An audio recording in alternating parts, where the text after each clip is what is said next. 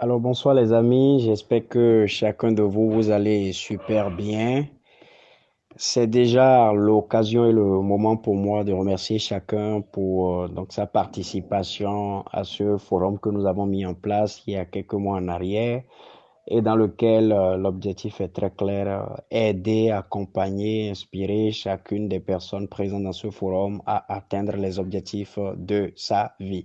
Alors donc, la question qui a été posée, c'était justement de savoir comment chacun définit donc le mot succès à son niveau. Dans un premier temps, je voudrais remercier tous ceux qui ont posé, donc qui ont participé plutôt, à cet exercice très intéressant qui pourrait pour d'autres paraître peut-être banal, une perte de temps, etc. Ce que je vais enseigner est quelque chose de véritablement profond, que je pense qu'il était très utile que dans un forum comme celui-ci, il faudra nécessairement que j'en parle. Alors donc, j'ai étudié beaucoup de grands hommes. Ça, c'est ce que j'aime faire le plus. J'achète beaucoup d'autobiographies des personnes qui ont vraiment percé. Et chaque jour que Dieu fait, je me donne donc le devoir, malgré les multiples occupations, d'étudier véritablement quel est le point, ce que les Américains appellent les cornerstones, quel est vraiment le point culminant de leur succès. Alors donc, ce que j'ai découvert, que je dois partager avec vous, c'est ceci. Il y a des millions de personnes dans le monde qui ont atteint les niveaux les plus élevés de succès.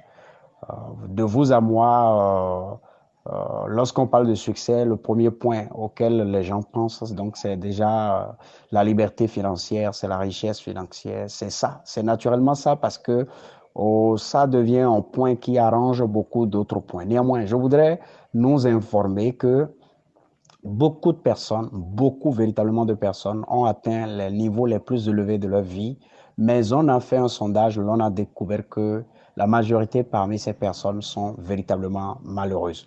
La raison est simple, il a été découvert que ces personnes, en fait, ont poussé la barre jusqu'à aller au sommet sans véritablement, en fait, avoir atteint les objectifs les plus importants venant de leur âme. Je voudrais être un peu plus clair.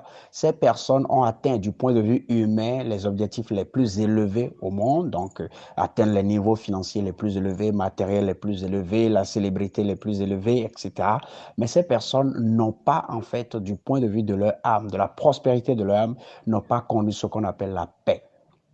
On a connu des célébrités, j'en connais qui est décédé juste en 2014, qui a amusé le monde entier. Vous ne pouvez pas parler de lui dans le monde donc de la cinémato et vous allez dire que c'est pas quelqu'un de merveilleux. Seulement quand on a interviewé son épouse a dit que c'est l'homme le plus dépressif possible qu'elle ait connu parce que c'est un monsieur qui a fait rire tout le monde, mais lui-même n'a jamais été en fait heureux, il n'a jamais ri de toute sa vie. Pourquoi?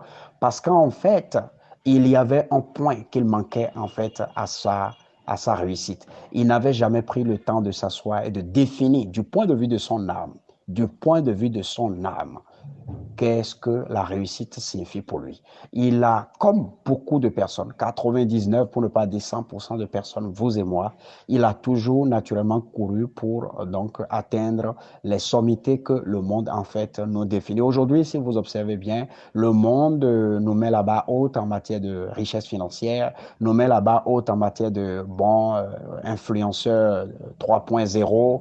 Vous avez en fait du monde partout dans le monde qui vous célèbre, qui vous félicite, ils disent vous y êtes arrivé. C'est un peu ça l'accumulation de la richesse, du bien matériel les plus somptueux, les plus incroyables possibles. C'est un peu comme ça que le monde aujourd'hui est en train de nous positionner, ce que nous pouvons appeler en fait le succès. Mais si vous ne prenez pas le temps de vous asseoir vous-même et de vous poser les questions les plus profondes, c'est-à-dire du point de vue de ce qui vous concerne, qu'est-ce qui vous fera le plus plaisir depuis votre âme? Ce qui risque de vous arriver, c'est que vous allez bosser et aller au sommet de la carte. Vous allez atteindre la richesse, vous allez atteindre la liberté matérielle, financière, etc. Mais du point de vue émotionnel, psychologique et spirituel, quelque chose va vous manquer. Mais je peux vous rassurer que lorsque vous voulez véritablement marcher dans la richesse, dans la véritable réussite, excusez-moi de parler de cette façon, vous avez besoin en fait d'avoir pour fondation ce qui vient de votre âme, ce qui vient de votre esprit, ce qui vient de votre psychologie, ce qui vient de votre âme. Donc en fait, si émotionnellement, si psychologiquement et spirituellement, pour ne pas dire du point de vue social vis-à-vis de vos familles, de vos amis, des choses que vous-même vous aimez de plus profond de vous, au-delà des biens matériels, si vous ne prenez pas le temps de définir ce que c'est que le succès de ce point de vue et donc de bâtir toute chose à partir de là, ce qui risque d'arriver, et ça est arrivé à beaucoup de milliardaires que nous connaissons dans le monde, beaucoup de célébrités que nous connaissons dans le monde, c'est que justement vous allez arriver à la fin de ce que c'est que le cycle de la vie et vous allez être des personnes complètement frustrées et ce qui va être retenu de vous, c'est que le monde va vous acclamer, mais en fait, l'état de votre âme ne va pas prospérer, vous allez mourir frustré, vous allez vivre les derniers jours de votre vie comme si vous étiez dans un enfer. Les amis, il n'y a absolument rien de plus dangereux, de plus douloureux que d'avoir accumulé les biens de ce monde et soi-même ne pas être sûr que l'on est heureux, que l'on vit là où l'on a envie de vivre, que l'on vit comme l'on veut vivre, que l'on a les amis que l'on doit avoir, que l'on a en fait ce dont on a besoin. Regardez dans le monde, vous allez voir beaucoup de célébrités qui ont de l'argent, les gens les acclament, mais ne peuvent pas, par exemple, fonder une famille.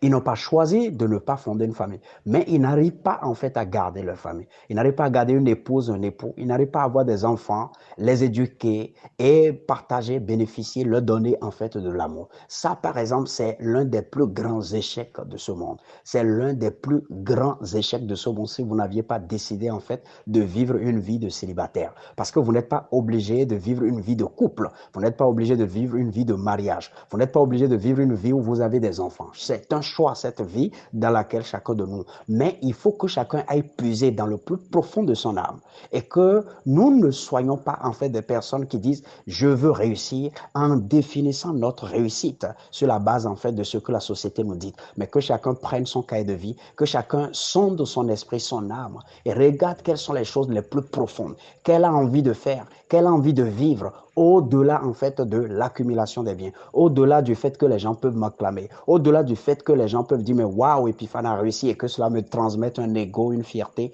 que chacun puisse prendre le temps, s'arrêter dans le temps et définir cela dans le plus profond possible de son cahier et c'est à partir de là que vous commencez par bâtir. J'appelle ça la fondation de votre réussite. C'est à partir de là que vous commencez par bâtir en fait la vraie réussite. La richesse financière matérielle, ce sont des additifs en fait qui viennent rendre agréables les choses. Mais en réalité, ce n'est pas le fondamental qui vous permette d'être une personne épanouie. Que votre bonheur, l'accomplissement de soi, le fait de vous sentir comme quelqu'un d'accompli, de quelqu'un qui vit bien, de quelqu'un qui se sent bien, au-delà des biens matériels, loin des biens matériels, au-delà de tout ce que les gens disent, que ça soit la chose la plus profonde. Et ça, c'est ça que nous appelons your call, c'est-à-dire il y a en vous quelque chose qu'on appelle un appel, quelque chose qu'on appelle votre mission, quelque chose qu'on appelle ce pourquoi vous êtes ici, la raison de votre existence. Que chacun aille véritablement travailler sur ça. Et une fois que vous avez découvert ça, tout le reste se fait.